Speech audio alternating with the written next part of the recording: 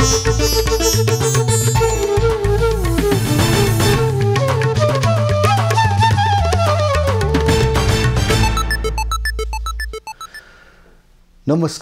यो एभिन्यूज खबरको संकेत हो।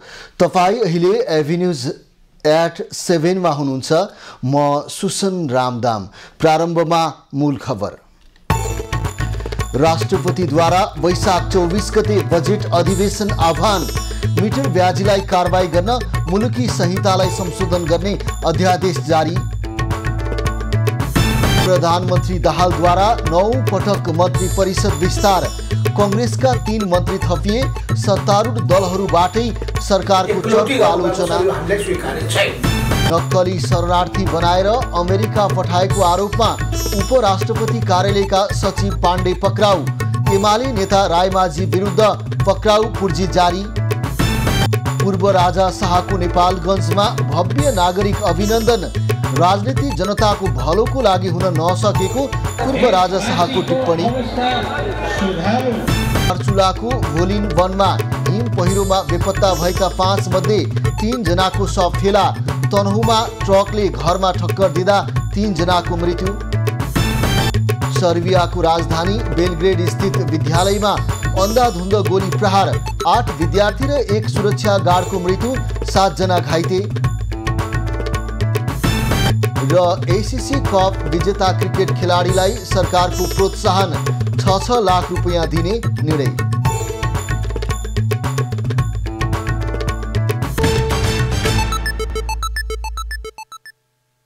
अब खबरको सिलसिला प्रारम्भ गरौं बजेट अधिवेशन आह्वान सम्बन्धी प्रसङ्गबाट।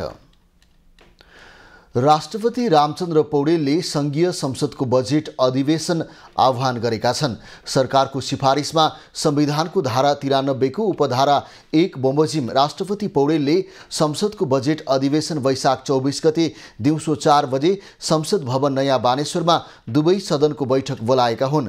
राष्ट्रपति अधिवेशन आह्वान गरेसँगै संघीय संसद सचिवालयले तोकिएको मिति र स्थानमा दुवै सदनका सांसदहरूलाई उपस्थित हुन आग्रह गरेको छ। यसअघि आजै बसेको मन्त्री परिषदको बैठकले संसदको बजेट अधिवेशन बोलाउन राष्ट्रपतिलाई सिफारिस गरेको थियो। संवैधानिक व्यवस्था अनुसार आगामी जेठ 15 गते भित्र आगामी आर्थिक वर्ष 2080-81 को बजेट सार्वजनिक गरिसक्नुपर्नेछ। बजेट सार्वजनिक गर्नु अगाडि सरकारले संघीय संसदमा वार्षिक नीति तथा कार्यक्रम पेश गर्नुपर्ने संवैधानिक व्यवस्था छ। प्री बजेटमाथि समेत संसदमा छलफल हुनेछ। त्यस्तै सरकारले आगामी वर्षको आर्थिक सर्वेक्षण पनि प्रस्तुत गर्नेछ भने जेठ 15 गते बजेट पेश गर्नेछ। संसदको हिउँदे अधिवेशन वैशाख 15 गते अन्त्य भएको थियो। सरकारले अध्यादेश मार्फत मिटर ब्याजीलाई कारबाही गर्ने गरी कानुन ल्याएको छ। मन्त्री परिषदको सिफारिसमा राष्ट्रपति रामचन्द्र पौडेलले आज मुलुकी संहिता सम्बन्धी केही नेपाल ऐनलाई संशोधन गर्ने अध्यादेश 2080 जारी गरेका हुन्। अध्यादेशमा मुलुकी संहितामा संशोधन गर्दै मिटर ब्याजलाई अनुचित लेनदेनका रूपमा कानुनी रूपमा परिभाषित गर्दै त्यस्तो कार्य दण्डनीय हुने प्रावधान राखिएको छ। सरकारले मिटर ब्याज पीडितसँग गरेको सम्झौता अनुसार उनीहरूलाई न्याय दिन कानुन ल्याएको हो। राष्ट्रपति कार्यालयद्वारा जारी विज्ञप्तिमा राष्ट्रपति पौडेलले नेपालको संविधानको धारा 114 को उपधारा 1 बमोजिम मन्त्री परिषदको सिफारिसमा मुलुकी संहिता सम्बन्धी केही नेपाल ऐनलाई संशोधन गर्ने अध्यादेश 2080 जारी गरेको जनाएको छ। मिटर ब्याज पीडितका उजुरी लिन र अनुसन्धान गर्न सरकारले 3 सदस्यीय आयोग गठन गरी काम समेत अघि बढाइसकेको छ। केही मिटर ब्याज पीडित भने अझै राजधानीको शान्ति बाटिकामा धरनामा बसेका छन्। उपराष्ट्रपति कार्यालयका सचिव टेक नारायण पाण्डे पक्राउ परेका छन्।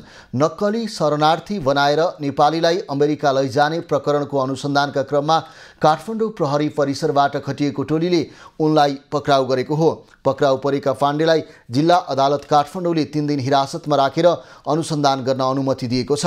पाण्डेलाई टेकु स्थित प्रहरी परिसरमा राखिएको छ। उपराष्ट्रपति कार्यालयमा आउनुअघि गत वर्ष उनी गृह मन्त्रालयको सचिव रहेका थिए। मन्त्रालयको सचिव भएकै अवस्थामा नक्कली शरणार्थी शरणार्थी प्रकरण र गिरोहसँगको साँठगाँठमा उनी संलग्न रहेको प्रहरी अनुसन्धानमा खुलेको छ। सचिव पाण्डे नक्कली शरणार्थी बनाउने गिरोहसँग रकम लेनदेनमा संलग्न रहेको बताइएको छ।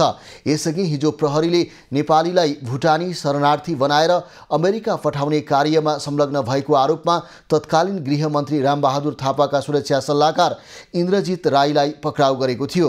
गिरोहका नायकीहरू केशव दुलाल, सानु भण्डारी, सागर थुलुङ राई, टङ्क गुरुङ र सन्देश शर्मा पोखरेल पक्राउ परेपछि तिनले दिएको बयानका आधारमा राई पक्राउ परेका थिए। यसैबीच तत्कालीन ऊर्जा मन्त्री तथा नेकपा एमालेका सचिव टोपबहादुर रायमाझी र उनका छोरा सन्दीप रायमाझी सहित पूर्व गृहमन्त्री रामबहादुर थापाका छोरा प्रतीक विरुद्ध पनि पक्राउ पूर्जी जारी भएको छ।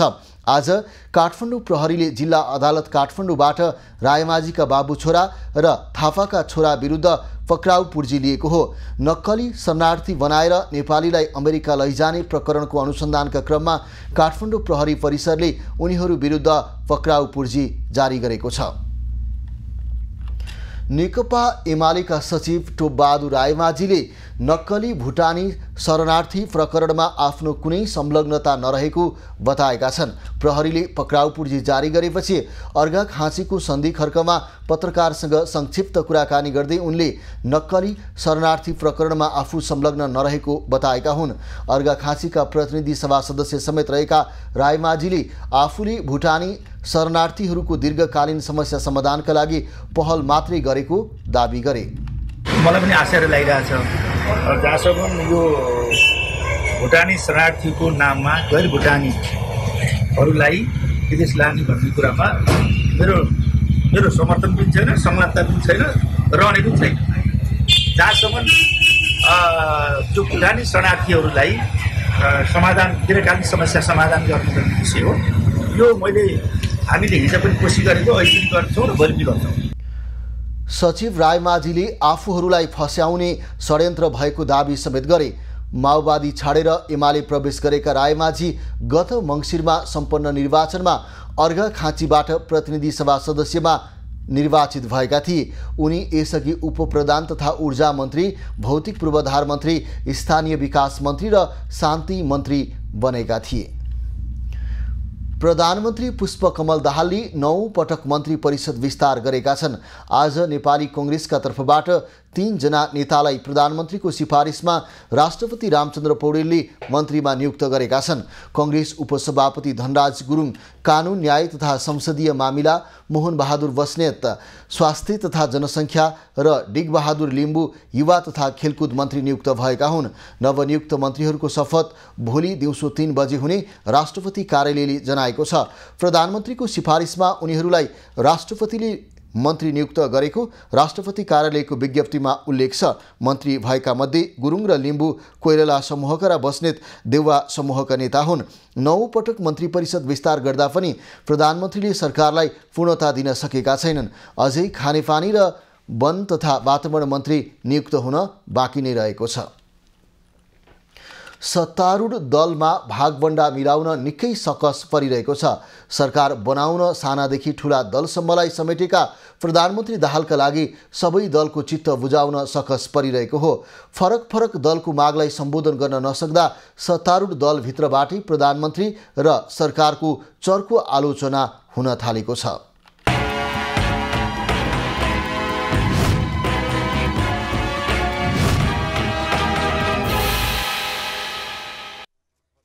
गत पुस 10 गते प्रधानमन्त्री बनेका पुष्पकमल दाहालले 4 महिना पूरा हुँदा समेत सरकारलाई पूर्णता दिन सकिरहेका छैनन्। भागबण्डा मिलाउन नसकेका प्रधानमन्त्री दाहालको कार्यशैलीलाई लिएर सत्तारूढ दलभित्रैबाट आलोचना हुन थालेको छ। प्रधानमन्त्री दाहालले गठबन्धन सम्बद्ध दलप्रति दम्भ देखाइरहेको आरोप पनि छ। 10 दलीय गठबन्धनलाई व्यवस्था गरेर प्रधानमन्त्री दाहाल अगाडि बढ्न खोजे गठबन्धन नै नरहने एकीकृत समाजवादीको चेतावनी छ। माओवादी पार्टीलाई भन्न चाहन्छु, त्यसका अध्यक्ष प्रधानमन्त्री पुष्पकमल दाहालको प्रतिनिधिलाई भन्न चाहन्छु, माओवादीका यस प्रदेशका नेताहरूलाई भन्न चाहन्छु, तपाईँले जसरी हामीलाई व्यवस्था गरेर सरकारमा एकलौटी गर्नुभएको छ, यो हामीलाई स्वीकार्य छैन। यस्तै यस्तै खालका प्रवृत्तिहरू हुर्किँदै जाने हो भने अनि मान्छेले प्रश्न उठाउनु स्वाभाविक हो कि यो गठबन्धन टिक्छ कि टिक्दैन भन्ने कुरा आउँछ। जनयुद्ध दिवसका अवसरमा सार्वजनिक बिदा दिने, सशस्त्र द्वन्द्वकालका माओवादी अयोग्य लडाकुहरूलाई राहत स्वरूप 2 लाख दिने लगायतका निर्णयमा सत्तारूढ दलभित्रैबाट प्रधानमन्त्री दाहालको चर्को विरोध भइरहेको छ। साथै गठबन्धनका अन्य दललाई भन्दा पनि माओवादी केन्द्रलाई अनुकूल हुने गरी सरकार सञ्चालन गरिरहेको प्रधानमन्त्री दाहालमाथि आरोप छ। तर राजनीतिक विश्लेषक प्रधानमन्त्रीले आफू अनुकूलको सरकार बनाउन खोज्नुलाई स्वाभाविक रूपमा लिनुपर्ने बताउँछन्। आफ्नो अनुकूल सरकार बनाउने, आफू अनुकूल नेतृत्व बनाउने त्यो प्रयत्न गर्छन्, त्यसलाई अस्वाभाविक भन्न मिल्दैन। के को अस्थिरता र स्थिरताको कुरा वास्तव नेपालको सन्दर्भमा राजनीतिक रूपले नै अहिले जे हामी अभ्यास गरिरहेका छौँ त्यसलाई नै पुनरावलोकन गर्ने अवस्था सिर्जना भइसकेको छ। सरकार बनेको लामो समय बितिसक्दा समेत राजनीतिक दल भागभण्डामा मात्रै केन्द्रित भइरहेका छन्। काम गरेर देखाउनु पर्ने केन्द्रदेखि प्रदेशसम्मका सरकार सत्ता जोगाउनतर्फ मात्रै केन्द्रित हुँदा आम जनताले सरकार भएको अनुभूति गर्न सकिरहेका छैनन्।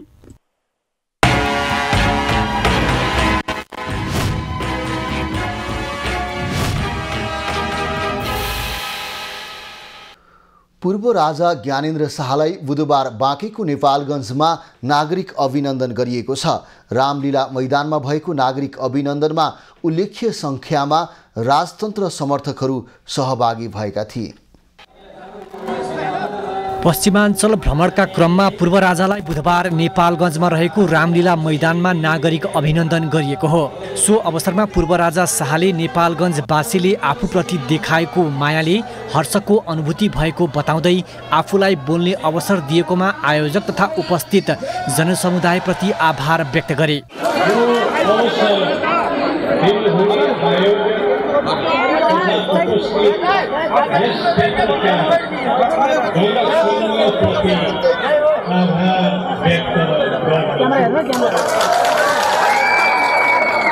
पूर्व राजा शाहले आफ्नो बुबा महेन्द्र शाहले 64 वर्ष अघि नेपालगञ्जमा नेपालको तत्कालीन राज्य र विधिका बारेमा राजनीतिक दलहरूलाई सचेतनामूलक सम्बोधन गरेको स्मरण गरे। नेपालका तत्कालीन राजनीतिक दलहरूलाई केही सचेतनामूलक सम्बोधन भएको हो। उनले त्यस यता लामो समय बितिसक्दा पनि नेपाल र नेपालीको अवस्था र परिस्थिति परिवर्तन हुन नसकेको बताए। देश र जनताका लागि राजनीति गर्नुपर्नेमा अहिले नेताहरूका लागि मात्रै भएको टिप्पणी समेत गरे। सर्वश्रेष्ठ नीति राजनीति तर अहिले पनि यस प्रकारको प्रजातान्त्रिक, यस प्रकारको राष्ट्रमुखी, जनमुखी र जनहितकारी हुन सकिरहेको देखिन्छ। पूर्व राजा शाहले देश प्राकृतिक र श्रम शक्तिका हिसाबले धनी भए पनि गरिबी नियति भएको भन्दै दुखेसो समेत पोखे। उनले अहिले देशमा रोजगारीको अवसर नभएको, होनहार जनशक्ति विदेशिन बाध्य भएको बताउँदै राष्ट्रको पुरानो गौरव फर्काउन र आफ्नै पाखुराको बलमा अघि बढ्न कम्मर कसेर लाग्न सबैलाई आह्वान समेत गरे। पूर्व राजा शाह अभिनन्दन समारोहमा सहभागी हुँदा ठूलो संख्यामा उपस्थित भएका समर्थकहरूले राज संस्थाको पक्षमा नाराबाजी समेत गरेका थिए।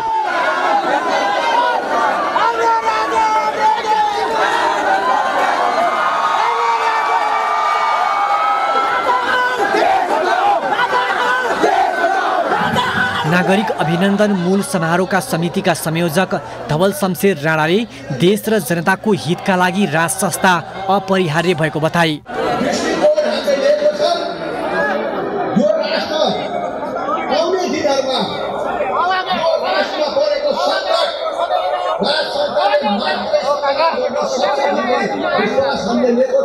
पूर्व राजा शाह, पूर्व रानी कोमल, पूर्व युवराज्ञी हिमानी, छोरी प्रेरणा लगायतका परिवारका सदस्य अहिले नेपालगञ्जमै छन्। पूर्व राजा 1 महिना नेपालगञ्ज बस्ने बताइएको छ। सो क्रममा पूर्व राजा शाहले मध्यपश्चिम, सुदूरपश्चिम र कर्णाली क्षेत्रका केही जिल्लाको भ्रमण पनि गर्ने जनाइएको छ। नेपालगञ्ज ब्युरोको रिपोर्ट। खबरको सिलसिला अझै जारी छ, हामीसँगै रहनुहोला। अब बाँकी खबर। दार्चुला हिम पहिरोमा बेपत्ता भएका 5 मध्ये 3 जनाको शव फेला परेको छ। सशस्त्र प्रहरीले दार्चुलाको ब्यास गाउँपालिका 1 मा 2 महिला र 1 पुरुषको शव फेला पारेको हो। शव भेटिए पनि मृत्यु हुनेको पहिचान खुल्न बाँकी छ। बाँकी 2 जनाको पनि सशस्त्र प्रहरीले खोजी जारी राखेको छ। बेपत्ता भएको ठाउँबाट करिब 2.5 किलोमिटर तल हिउँभन्दा बाहिर मृत अवस्थामा 3 शव भेटिएको सशस्त्र प्रहरीले जनाएको छ। मंगलबारदेखि हिम पहिरोमा परि सम्पर्कविहीन रहेका यार्सा सङ्कलक मध्ये 7 जनाको सशस्त्र प्रहरीले उद्धार गरेको थियो भने 5 जना सम्पर्कविहीन भएका थिए। सम्पर्कविहीन हुनेमा दार्चुलाको दुहुका कमला कुँवर र प्रवीण कुँवर, डोटीको जोरायलकी नक्नी डोल्मा थापा, ईश्वरी थापा र छिमी सोमो थापा रहेका थिए। पृथ्वी राजमार्गको दमौली मुङलिङ सडक खण्ड अन्तर्गत आधी खोलामा भएको ना 4ख 1973 नम्बरको ट्रक दुर्घटना हुँदा 3 जनाको मृत्यु भएको छ। ट्रकले घरमा ठक्कर दिँदा बन्दीपुर 1 का 12 वर्षीय आयुष भुजेल, 50 वर्षीय चेतबहादुर भुजेल, 69 वर्षीय सनबहादुर भुजेलको मृत्यु भएको हो। दुर्घटनामा घाइते भएका 3 जनाको उपचारको क्रममा पुरानो मेडिकल कलेज चितवनमा मृत्यु भएको प्रहरीले जनाएको छ। दुर्घटनामा परि घाइते वर्ष 10 की जस्मिन भुजेल, वर्ष 10 का ईश्वर भुजेल, वर्ष 8 का समीर भुजेल र सन्तोष भुजेलको सोही अस्पतालमा उपचार भइरहेको छ। दुर्घटनापछि स्थानीयले राजमार्गमा प्रदर्शन गरेका छन्। अविलम्ब प्रधान न्यायाधीशको नियुक्तिको माग गर्दै नेपाल बार एसोसिएसनले आन्दोलन जारी राखेको छ। आज पनि नेपाल बार परिसरमा कानुन व्यवसायीहरूले आन्दोलन जारी राखेका हुन्। उनीहरूले तत्काल प्रधान न्यायाधीश नियुक्ति गर्न माग गरेका छन्। आन्दोलनका क्रममा सञ्चारकर्मीहरूसँग कुरा गर्दै नेपाल बार एसोसिएसनका अध्यक्ष गोपाल कृष्ण घिमिरेले न्यायालय प्रमुख अविलम्ब पाउनुपर्ने र अटोमेटिक ढङ्गबाट पेशी व्यवस्थापन प्रणाली हुनुपर्ने ढङ्गबाट पेशी व्यवस्थापन सिस्टम अगाडि बढ्न सकेन, जुन कुरा वर्तमान न्यायपालिकाको नेतृत्वले नै भनेको हो। यो नेपाल बारको पनि एजेन्डा हो। यो कुरालाई चाहिँ यहाँहरूले बुझिराख्नु भएको छ। यो कुरा पनि पुरा हुन सकेन। यसरी हेर्दाखेरि बेथुतीको कुरा एकातर्फ मात्रै छैन, बेथुतीको कुरा जताततै छ भन्ने कुरा देख्न सकिन्छ। नेपाल बार एसोसिएसनका पूर्व अध्यक्ष चण्डेश्वर श्रेष्ठले नेपाल बारको आन्दोलन व्यक्तिको लागि नभई संस्थाको लागि र अदालतमा भइरहेको गलत कामहरूको लागि भएको बताए। र यो वास्तवमा कार्यपालिकाको लागि प्रधानमन्त्री तत्काल चाहिने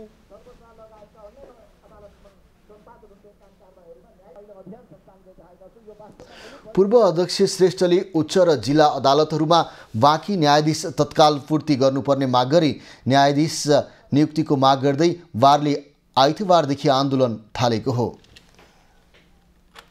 आज मे 3 अर्थात् विश्व प्रेस स्वतन्त्रता दिवस नेपालमा पनि विभिन्न कार्यक्रम गरी मनाइएको छ। सन् 1993 को संयुक्त राष्ट्रसङ्घीय महासभाले अनुमोदन गरेपछि मे 3 मा विश्व प्रेस स्वतन्त्रता दिवस मनाउन थालिएको हो। 1 वर्षको अवधिमा नेपालमा प्रेस स्वतन्त्रता हननका 55 वटा घटना भएका छन्। मे 3 सन् 2022 देखि अप्रिल 26 सन् 2023 को बीचमा प्रेस स्वतन्त्रता हननका 55 वटा घटना भएको नेपाल पत्रकार महासङ्घले जनाएको छ। गत वर्ष यही अवधिमा 75 वटा घटना अभिलेख भएका थिए, जसका कारण 93 जना पत्रकार र 8 सञ्चार संस्था पीडित भएका छन्। कब्जा अवरोधका साथ दुर्व्यवहार तथा धम्कीका 24, आक्रमणका 11 वटा घटना भएका छन्। यस्तै लैङ्गिक हिंसाका 2, विस्थापन 1 र पेशागत असुरक्षाका 55 वटा घटना भएका छन्। दिवसका अवसरमा शुभकामना दिँदै प्रधानमन्त्री पुष्पकमल दाहालले आफूलाई मर्यादित, जिम्मेवार र जवाबदेही बनाउन सुनियमन प्रणालीको विकास गर्न सञ्चार क्षेत्रलाई आग्रह गरेका छन्। सरकारले सञ्चार क्षेत्रको संरक्षण, सम्वर्धन एवं विकासका निम्ति यसको पुनर्संरचना, नीतिगत र कानुनी सुधारका क्षेत्रमा जोड दिएको उनको भनाइ छ। सञ्चार तथा सूचना प्रविधि मन्त्री रेखा शर्माले प्रेस स्वतन्त्रताको प्रत्याभूतिमा देखिएका डिजिटल लगायतका चुनौती कम गर्न साइबर सुरक्षा नीति, साइबर सचेतनाका कार्यक्रम पनि सरकार गम्भीर रहेको प्रश्न पारेकी छन्। नेपाली कांग्रेसका सभापति एवं पूर्व प्रधानमन्त्री शेरबहादुर देउवाले स्वच्छ, स्वस्थ र निष्पक्ष सञ्चार जगत नै लोकतन्त्रको आधार स्तम्भ भएको उल्लेख गरेका छन्। चितवनका व्यवसायी शङ्कर कणेलको आत्महत्या दुरुत्सान मुद्दाका आरोपीलाई पक्राउ गर्न माग गर्दै चितवनमा प्रदर्शन भएको छ। मुद्दामा जाहेरी परेका व्यवसायी प्रदीप रुङ्गटा र अनमोल फिड्सका चार्टर एकाउन्टेन्ट जीवन रावललाई पक्राउ गर्न व्यवसायीले माग गरेका हुन्। आरोपी पक्राउ नपरे आन्दोलन चर्काउने चेतावनी व्यवसायीको छ। कम्पनीको 85% सेयर बिक्री गरेको कागज गरेको तर 1 रुपैयाँ पनि नपाएका कारण कणेलले आत्महत्या रोजेको हुन सक्ने देखिएकाले आरोपी पक्राउ गर्नुपर्ने व्यवसायीको माग छ। यो त फ्याक्ट्री दिँदाखेरि पैसाको जुन सम्झौता भएको थियो त्यो सब पैसा नदिएर उहाँले पैसा दिदिनँ भनेर टर्चर दिनुभयो। उहाँलाई पैसा दिनु सेयर बिक्री गर्दा पैसा नदिएर कारणले ल्याब चलाउनु भयो। एकछिनपछि पैसा पाउँछ भन्दा उहाँले पैसै पाउनु भयो। शङ्कर दाइले 1 अरब दुष्प्रयास यो 100%। 1 अरब 15 करोड सीसी क्यामेरा हेर्न सक्छ त रुङटाकोमा। यो 100% हो। त्यो तपाईहरु गएको कहिले? हामी 7 गते गयो। 7 गते ल्याब चलाउ हामी। एकजना मान्छे प्रहरीकै निगरानीमा चितवन जिल्लाकै आसपासमा हुनुहुन्छ भन्ने हाम्रो जानकारी छ। अर्को मान्छे पनि अनलाइनमा देखिनु भएको छ। सबैलाई दुवैजनालाई तपाईको चाहिँ प्रहरीले हिरासतमा लिनुभयो। कणेलले 1 अर्ब 15 करोड रुपैयाँमा सेयर बिक्री गरेको तर कागज गरेपछि पैसा दिनुको साटो धम्की दिन थालेपछि आत्महत्या गरेको बताइएको छ। बिक्री गरेको सेयरको रकम नदिएको उठाउनु पर्ने रुङ्गटा आफूले उठाएको तर बजारमा तिर्नुपर्ने दायित्व पनि नस्वीकारेकाले दबावमा कणेलले मृत्यु रोजेको हुन सक्ने आशंका गरिएको छ। आरोपी पक्राउ नगर्दासम्म अन्त्येष्टि नगर्ने र भोलिबाट प्रहरी कार्यालय घेराउ गर्ने चेतावनी व्यवसायीहरूको छ। पोल्ट्री व्यवसायी शङ्कर कणेल हिजो मङ्गलबार साँझ आफ्नै कार्यालय नारायणगढमा झुन्डिएको अवस्थामा मृत भेटिएका थिए। उनले 8 पेज लामो सुसाइड नोटमा व्यवसायी प्रदीप रुङ्गटा र जीवन रावलले तनाव दिएको उल्लेख गरेको बताइएको छ। कैलालीमा चुरे भएर बग्ने मोहना र सहायक नदीहरूले स्थानीयलाई वर्षौंदेखि दुःख दिए पनि समस्या समाधान हुन सकेको छैन। नदी नाला र ताल तलैयाको संख्या र तिनले ओगटेको क्षेत्रफलले पनि कैलाली गाउँपालिका बाढी र डुबानमा पर्दै आएको छ। मोहना नदीको बहाव र भौगोलिक संरचनाको अध्ययन गर्न विज्ञले सुझाव दिए पनि अहिलेसम्म ठोस पहल नभएको स्थानीयको गुनासो छ। एकचोटि हाम्रो सुत्केरी गर्ने बेला ठ्याक्कै यहाँ सुत्केरीलाई ल्याएर यहाँ राखेको उताबाट ढुङ्गा नचल्ने अवस्था भयो। सुत्केरी पनि एउटा महिलाको ज्यान पनि गुमायौँ हामीले। अब झुलुङ्गिया पुल नभई नहुने अवस्था छ यहाँ। कैलालीमा मोहना, धुराहा, गुरही नदी तथा लिकमा कटैनी, सुर्मी र मुर्कुला लगायतका नदी र खोलाका कारण बारम्बार डुबान हुँदै आएको छ। गाउँपालिकाले वन वातावरण तथा विपद व्यवस्थापनमा 2 करोड 15 लाख रुपैयाँ खर्च गरे पनि त्यो पर्याप्त हुन सकेको छैन। यो बस्तीलाई बरु अन्य व्यवस्थापन गर्न नसकेको भए राम्रो किन त प्रत्येक वर्ष हामी बाढी पीडित गर्ने र त्यही खाली राहतैमा मात्रै वितरण गरेको जस्तो पनि भइराखेको अवस्था चाहिँ छ।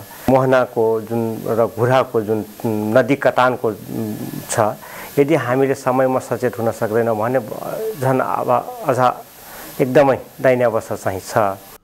मोहना लगायत चुरे मुहान भएर बग्ने नदीहरूले वर्षे नै ठूलो क्षति पुर्याउँदै आइरहेका बेला विज्ञहरूले नदी बहावको प्रकृति र भौगोलिक अवस्थाको विश्लेषण गरी विपद व्यवस्थापन योजना बनाउन सुझाव दिएका छन्। जति पनि मेटेरियल्सहरू छ त्यसको उचित खालको व्यवस्थापन हुन नसक्दाखेरि उर्वरा जमिनहरू चाहिँ बिस्तारै मरुभूमिकरण भएर गइरहेको स्थिति। त्यहाँ मात्र हैन, सिंगै चुरेबाट बग्ने नदीहरूले तराई मधेसमा चाहिँ यो खालको समस्या सिर्जना गरेका छन्। कमजोर माटोमा यदि हाम्रो अन्य खालको इन्जिनियरिङ अप्सनहरू बनाइएको अवस्था छैन या बनाइएको धेरै ठाउँमा छैन पनि तल, किन भन्दाखेरि त्यसको धार परिवर्तन र प्रत्येक ठुलो इन्भेस्टमेन्ट लाग्छ, त्यो कारणले पनि होला या अब ध्यान नपुगेर पनि हुनसक्छ। त्यसले गर्दाखेरि बस्तीहरू टापु जस्तो भइदिने, किन भन्दाखेरि त्यसले चाहिँ कोड्दै कोड्दै कोड्दै गएर जान्छ, बाङ्गो हुन्छ, त्यसपछि यतातिर आउँछ, बस्तीहरू जोखिम पनि भएको र ठुलो बाढी आयो भनेपछि त्यो बस्तीमै बाढी जाने र मान्छेलाई बगाउने त्यो खालको पनि जोखिम त्यहाँ देखिन्छ। गाउँपालिकाले पूर्व सूचना प्रणालीको व्यवस्था गरेकाले मानवीय क्षति भने कम हुँदै गएको छ, तर बाढीले नदी तटीय क्षेत्रका धेरै बगाउने भएकाले भौतिक सम्पत्तिको क्षति ठुलो हुने गरेको छ। अहिले पनि 16 घर परिवार टेन्टमा जङ्गलमा बसिरहेका छन्। गाउँपालिकाको मोहनपुर, शिवरत्नपुर, हौसलपुर र बैसपुर बाढीबाट बढी प्रभावित हुने गरेका छन्। कोरोनाका कारण गएको 2 वर्ष आन्तरिक पर्यटक मात्र न्यून मात्रामा आएको लुम्बिनीमा यो पटक पर्यटकको आगमन दोब्बर भएको छ। कोरोनाको प्रभाव हटेपछि बुद्ध जन्मस्थल लुम्बिनीमा स्वदेशी र विदेशी पर्यटकको चहल पहल बढेको हो। जन्मदेखि कान नसुन्ने बहिरा बालबालिकाले बागलुङमै निःशुल्क उपचार पाएपछि कान सुन्ने मात्र होइन, बिस्तारै बोल्न समेत थालेका छन्। धौलागिरी बहिरा आवासीय विद्यालयमा अध्ययनरत विद्यार्थी काम सुन्न र बोल्न पाउँदा खुसी देखिएका हुन्। बागलुङको धवलागिरी बहिरा आवासीय विद्यालयमा भएको स्वास्थ्य शिविरपछि जन्मदेखि कान नसुन्ने बहिरा विद्यार्थीहरूले उपचार पाएपछि कान सुन्ने मात्र होइन, बोल्न थालेका छन्। बागलुङ 1 बाङ्गे चौर स्थित धवलागिरी बहिरा आवासीय विद्यालयमा धवलागिरी एकीकृत ग्रामीण विकास केन्द्र र बागलुङ सामुदायिक सेवा केन्द्र चितवनको आयोजना तथा नेदरल्यान्डको सहयोगमा भएको स्वास्थ्य शिविर मार्फत विद्यार्थीहरूको कान सुन्ने क्षमता फर्किएको हो। हाम्रो 50 जना विद्यार्थीहरूलाई हियरिङ एड लगाएर यही हाम्रो विद्यालयमा नै हियरिङ एडका र अरू उपचारका कामहरू गरेर चाहिँ हामीले यसलाई चाहिँ विद्यार्थीहरूलाई झन्डै 50 देखि 60 जना विद्यार्थीलाई सुन्ने कम्तीमा पनि हामीले बोलेको चाहिँ सुन्न सक्ने बनाउँदैछौँ। र समस्या के छ भने हामीले यो बहिराहरूलाई चाहिँ सुन्ने त बनायौँ, समस्या कहाँनिर छ भने उसले भाषा त बुझेको छैन, शब्द चिनेको छैन। हामीलाई अहिले स्पिच थेरापीको यति ठुलो समस्या छ, स्पिच थेरापी दिने मान्छे पनि छैन। कानको जाँच त हामीले गरेकै छैनौँ अहिलेसम्म। मेरो बाबा मम्मीले जाँचै गराउनु भएको छैन, मलाई केही पनि थाहा छैन भनेर सुरुको फेजमा भेटेको भाइ बहिनीहरू अहिले मेसिन लगाएर सुन्न सक्ने हुनुभएको छ। त्यसको लागि चाहिँ थ्याङ्क यू भन्न चाहन्छु म डिआरडिसी टिमलाई र क्राइनलाई, जो उहाँहरू हाम्रो संस्थासँग कोलाबोरेट गरेर यहाँ लिएर आइदिनु भयो, हाम्रो प्रोग्राम यहाँ लन्च गराइदिनु भयो, बच्चाहरूलाई पनि हेल्पफुल भयो। हामी पनि एकदम खुसी छौँ। कानमा मेसिन लगाइसकेपछि विद्यार्थीहरूले कान सुन्न थालेका हुन्। अहिलेसम्म कानको जाँच गर्नुपर्छ भन्ने समेत थाहा नभएको अवस्थामा 30 जना विद्यार्थीले कान सुन्न थालेका हुन्। शब्द बुझ्न भने विद्यार्थीहरूलाई केही समय लाग्ने गरेको छ। खुसी लागेको छ, उनीहरूको अभिभावकहरू खुसी भएको छन्, बच्चाहरू खुसी भएको छन्, किनभने सुन्ने चिज सबभन्दा इम्पोर्टेन्ट हो। व्यक्तिलाई, मानवलाई सबभन्दा सुनेकोमा धेरै फाइदा हुन्छ, त्यो थाहा भएको कुरा हो। 25 जनालाई चाहिँ उहाँले यो कानमा मेसिन राखेको साथी 25 भन्नुहुन्छ, तर 50 जना बच्चाहरूले चाहिँ यसको लाभ पाउँछ। अरू केही जस्तो केहीको चाहिँ अपरेसन हुन्छ, केहीलाई फेरि डक्टरले फेरि हेर्नुपर्ने हुन्छ र अहिले 25-30 जनाको चाहिँ मेसिन भइसक्यो। सुन्न लाग्छ तर शब्दहरू चाहिँ अब उसलाई कोसिस लाग्ने होला, बोलाउँदाखेरि अब सुन्ने यसो ढोका खोल बाबु भनेर बाहिरबाट बोलायो भने नि ढोका खोल्ने। पहिला त कति समयसम्म ढोका हान्दा पनि खोल्ने थिएन, अहिले चाहिँ बाबु ढोका खोल भने नि खोल्न लाग्यो कि। टिप्पन खाता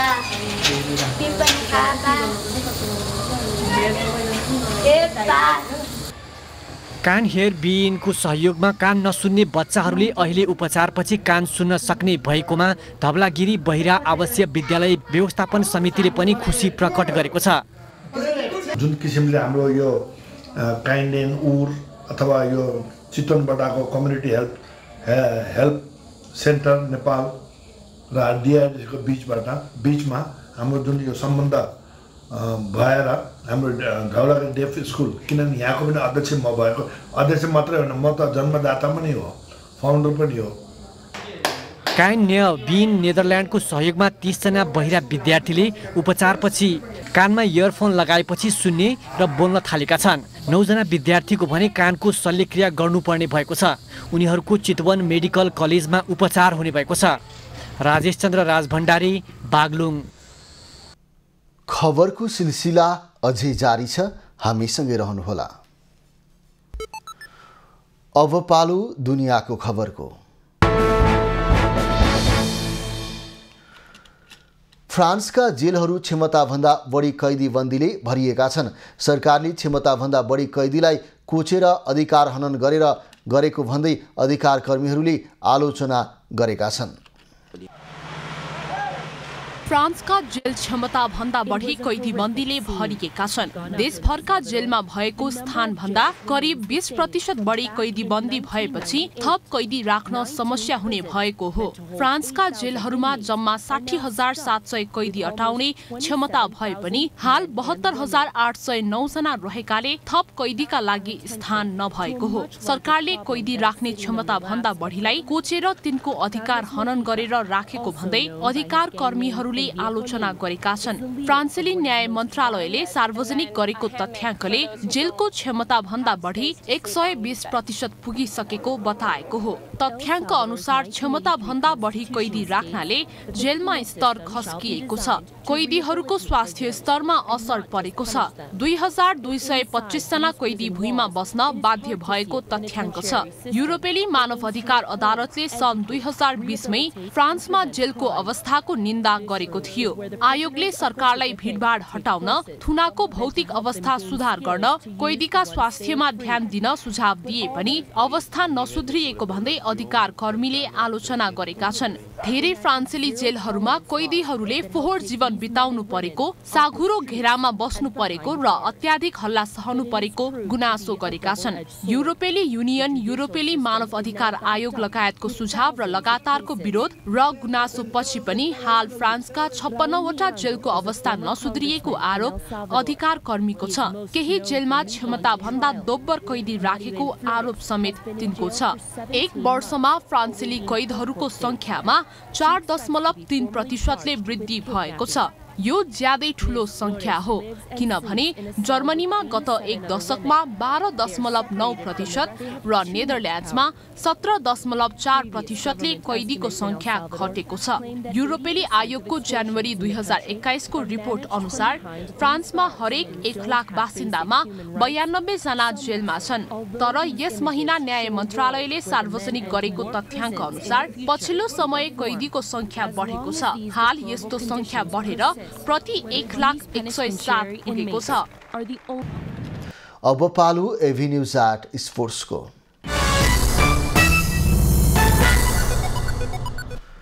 सरकारले एसीसी प्रिमियर कपको उपाधि जितेका नेपाली क्रिकेट खेलाडीहरूलाई जनही 6 लाख रुपैयाँका दरले पुरस्कार दिने निर्णय गरेको छ।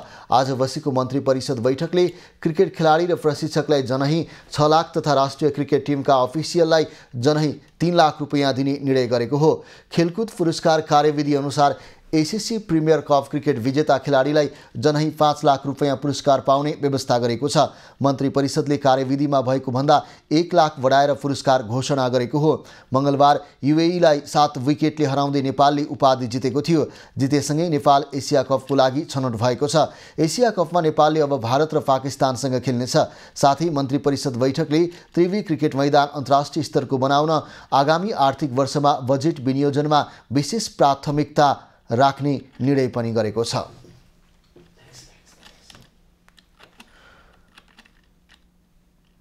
दक्षिण एसियाली फुटबल फेडरेसन साफले पहिलो पटक साफ बाहिरको टिमलाई समावेश गर्ने निर्णय गरेको छ। दक्षिण एसियाली फुटबल फेडरेसनको आयोजनामा सञ्चालन हुने 14औं संस्करणको साफ च्याम्पियनसिपमा कुवेतको सहभागिता निश्चित भएको छ। यसको बारेमा फेडरेसनले आज औपचारिक जानकारी दिएको हो।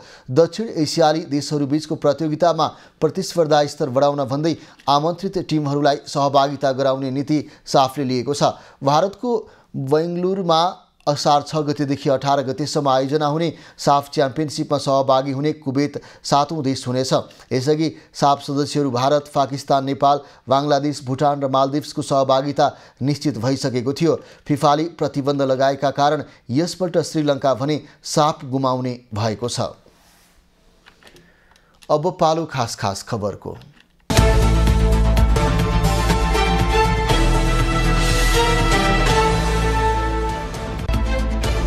कञ्चनपुरको शुक्ला फाटा निकुञ्जबाट विस्थापितले पुनर्स्थापनाको माग गर्दै प्रधानमन्त्री पुष्पकमल दाहाललाई ज्ञापन पत्र बुझाएका छन्। पीडितहरूले आज बालुवाटार पुगेर लामो समयसम्म व्यवस्थापन हुन नसकेको गुनासो गरेका हुन्। प्रधानमन्त्री दाहालले मन्त्री परिषद बैठकबाट उचित निर्णय लिने आश्वासन दिएका छन्। मंगलबार आफ्नै कार्यालयमा मृत भेटिएका चितवनका चर्चित पोल्ट्री व्यवसायी शंकर कडेलका परिवारले 2 जना विरुद्ध आत्महत्या दुरुत्साहनको मुद्दा दर्ता गरेका छन्। व्यवसायी प्रदीप रुङ्गटा र अनमोल फिड्सका सीए जीवन रावल विरुद्ध परिवारका तर्फबाट मृतक कडेलको भाइ राजन कडेलले जाहेरी दिएका हुन्। जिल्ला प्रहरी कार्यालय चितवनले परिवारका तर्फबाट जाहेरी दर्ता भएको जानकारी दिएको हो।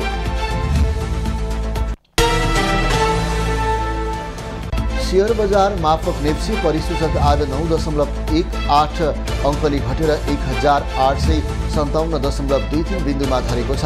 आज कारोबारमा आएका 265 कम्पनीको 21,55,000 किता शेयर 62 करोड 1,94,000 रुपैयाँमा खरिद बिक्री भएको छ।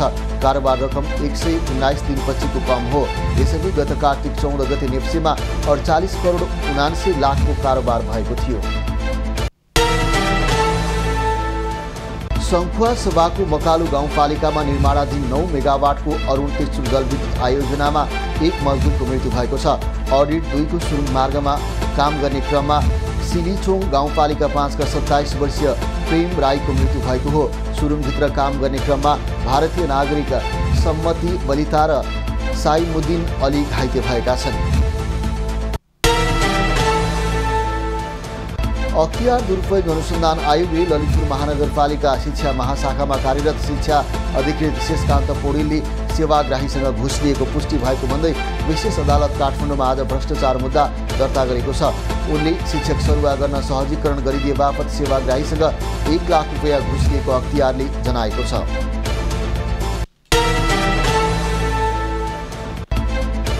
काठमाडौँ महानगर प्रमुख बालेन्द्र शाहले फेरि विवादास्पद धारणा व्यक्त गरेका छन्।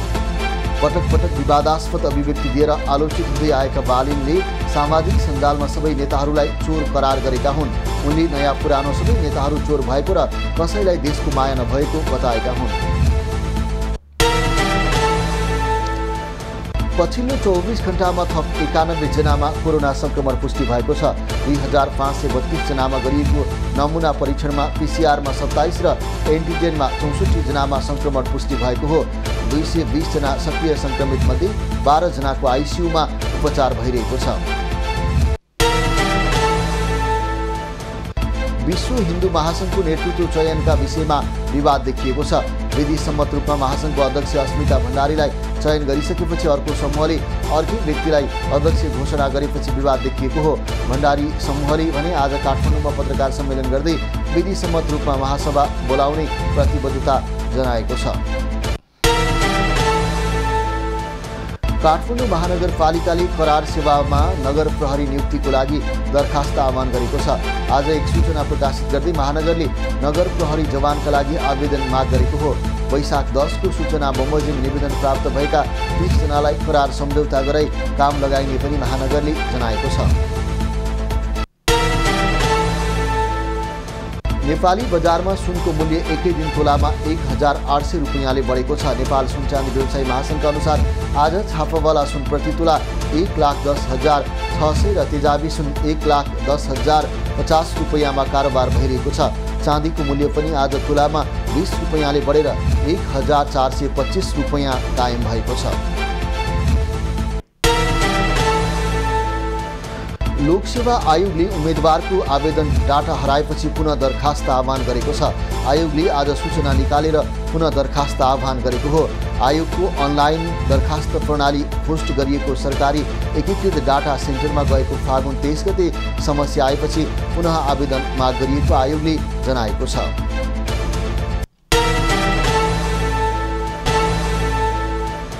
बुद्ध जयन्तीका उपलक्ष्यमा कपिलवस्तुमा आज आयोजित शान्ति दौडको उपाधि आर्मीका धावकले जितेका छन्।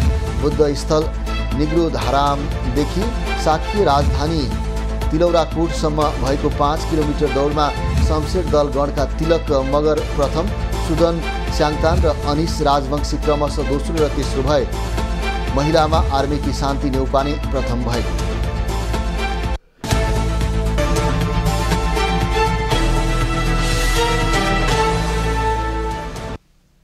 अब पालो एभिन्यूज एट मौसमको।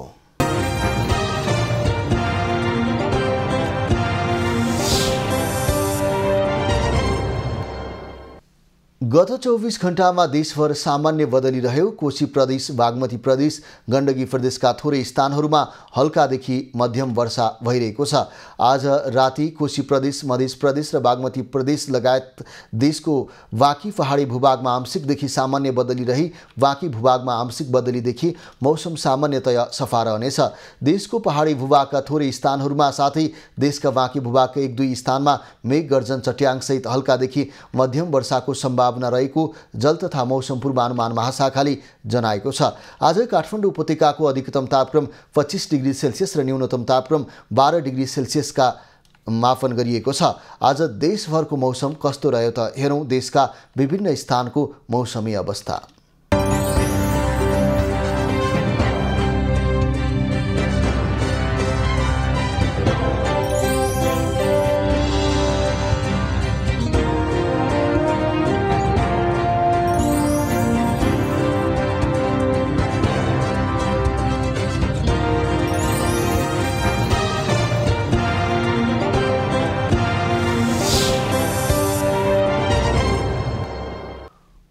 अहिलेलाई खबरको क्रम यति नै। एभिन्यूज खबरका यी सहित अन्य विस्तृत खबरको लागि www.avenews.tv लगइन गर्न सक्नुहुनेछ। युट्युब, फेसबुक र ट्विटरमा पनि हामीलाई फलो गर्न सकिनेछ। खबरभित्रको खबरको लागि हेर्दै रहनुहोला एभिन्यूज खबर। नमस्कार।